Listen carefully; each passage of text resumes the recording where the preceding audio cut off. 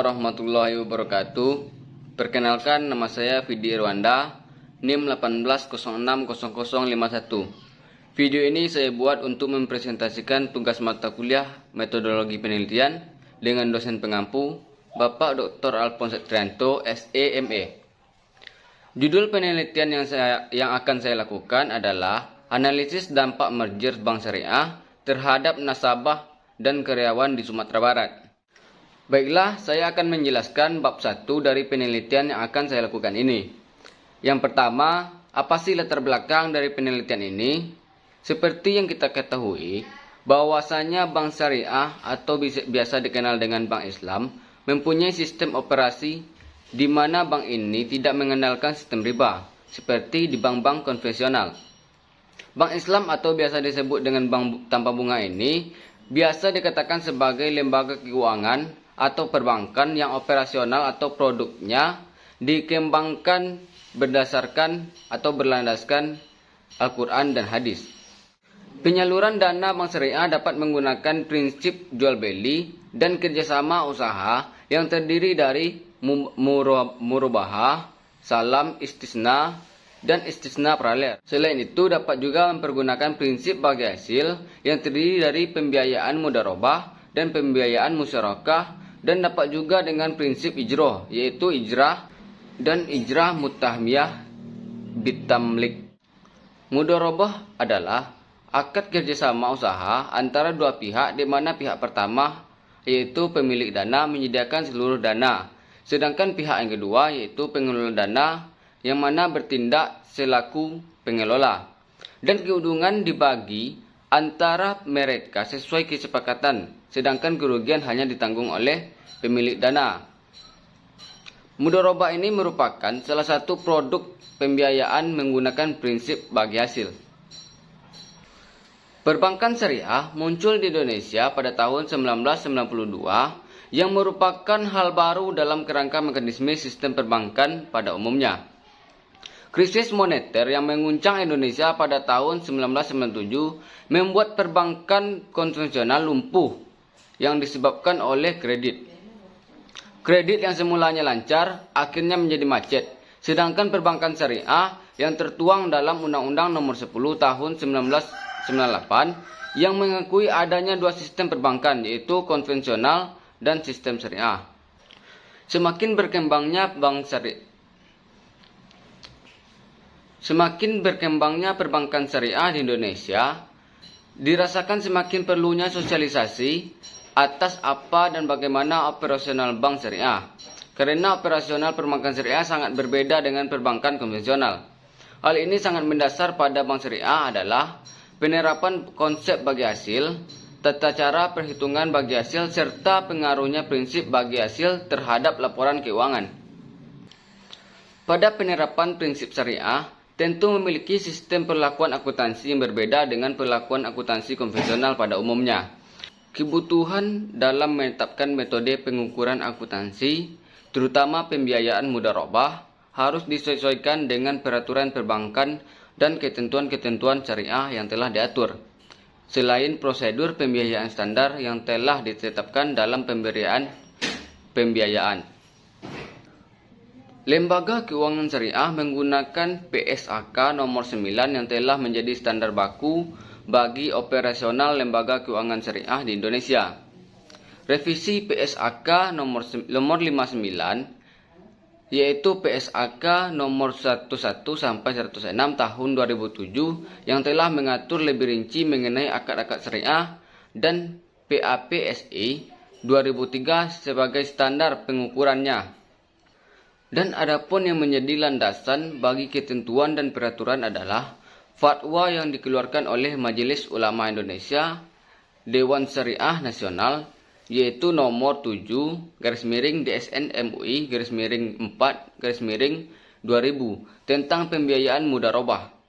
Penerapan standar-standar tersebut dapat menjaga konsistensi, baik yang bersifat internal maupun eksternal, lembaga keuangan syariah, maupun untuk menjamin kesesuaiannya dengan syariah Islam. Di Indonesia, terdapat beberapa bank syariah yang dikelola oleh BUMN, yaitu yang pertama, Bank Mandiri Syariah, yang kedua BNI Syariah, dan yang ketiga BRI Syariah. Kementerian Badan Usaha milik negara menyiapkan skema penggabungan usaha atau merger dari 3 bank syariah BUMN tersebut.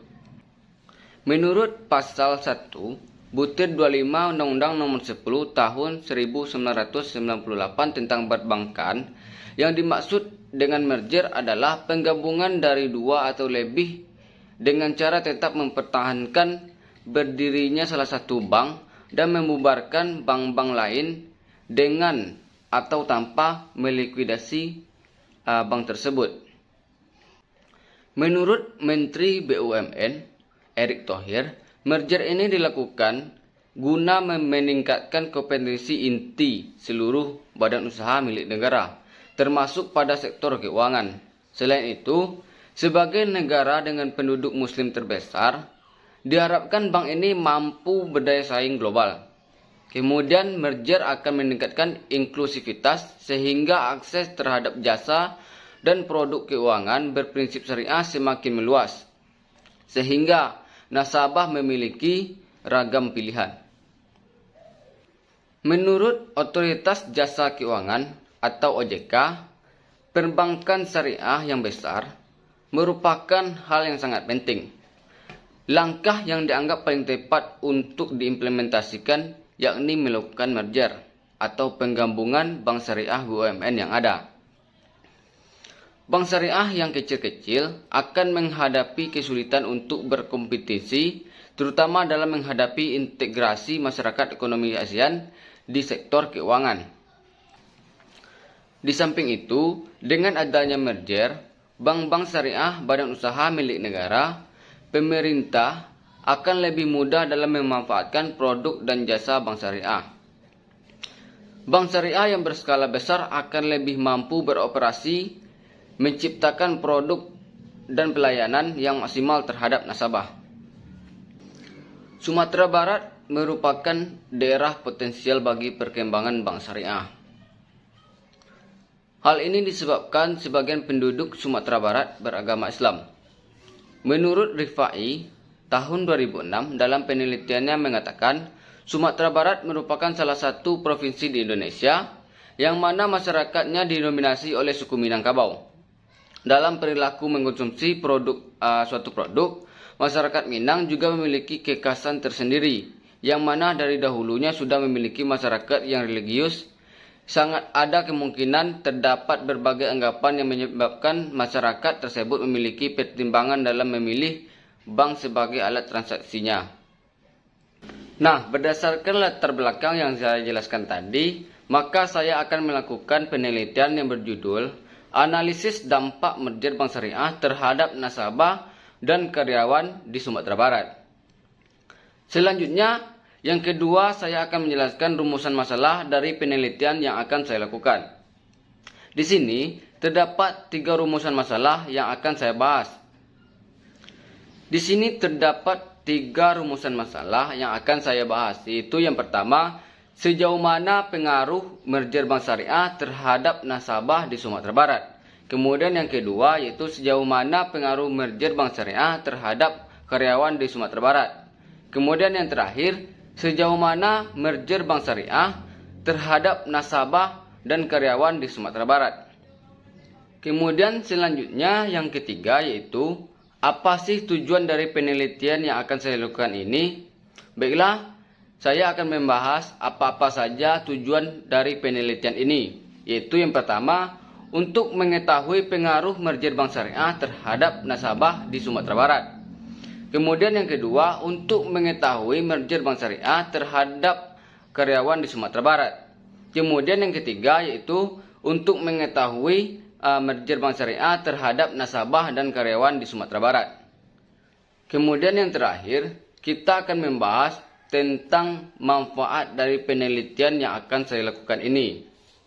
Manfaat yang pertama yaitu bagi pengembangan ilmu, yaitu ilmu ekonomi dan ekonomi publik. Selanjutnya yang kedua bagi pengambil kebijakan, yaitu Kementerian Badan Usaha milik negara, Bank Indonesia, Otoritas Jasa Keuangan, dan Majelis Ulama Indonesia. Selanjutnya yang ketiga bagi peneliti yang lebih lanjut, yaitu penelitian terkait dengan keuangan publik. Kemudian yang terakhir, bagi mahasiswa jurusan Ilmu Ekonomi, Fakultas Ekonomi Universitas Negeri Padang dalam melengkapi tugas mata kuliah metodologi penelitian. Baiklah, sekian penjelasan bab 1 dari penelitian yang akan saya lakukan. Mohon pantau terus channel saya agar tidak ketinggalan video berikutnya. Apabila ada kesalahan, saya mohon maaf. Apabila ada pertanyaan, mohon diajukan pada kolom komentar. Saya akhiri dengan wabillahi taufik wal hidayah. Assalamualaikum warahmatullahi wabarakatuh.